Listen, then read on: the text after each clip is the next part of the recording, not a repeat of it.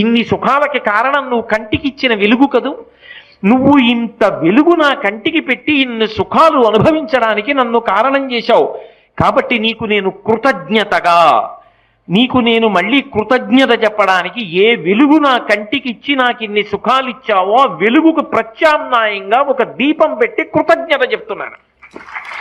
ఆ భావన ప్రధానం. అంతేగాని నూనె అయినా నెయ్యి అయినా మూడొత్తులైనా రెండొత్తులైనా ఐదొత్తులైనా ఇటు తిప్పనా అటు తిప్పనా ఎన్నాళ్ళు మాట్లాడతావు? అది ఎన్నాళ్ళు కర్మ దగ్గర ఆగిపోతావు. కర్మత జడం అంటారు ఉపదేశసారంలో రమణ మహర్షి.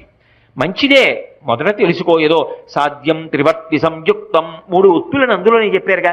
ఇంకా ఎవరైనా ఎప్పుడైనా ఏమండి మీకు ఏమైనా అడుగుతారా అడగండి అంటే దీపంలో ఎన్నొత్తులు వేయాలండి, బతికున్నంత కాలం అదే. ఇంకా ఏం పొయ్యొచ్చండి, ఎటు తిప్పి పెట్టాలండి, అసలు ఎందుకు పెడుతున్నావు తెలుసుకో.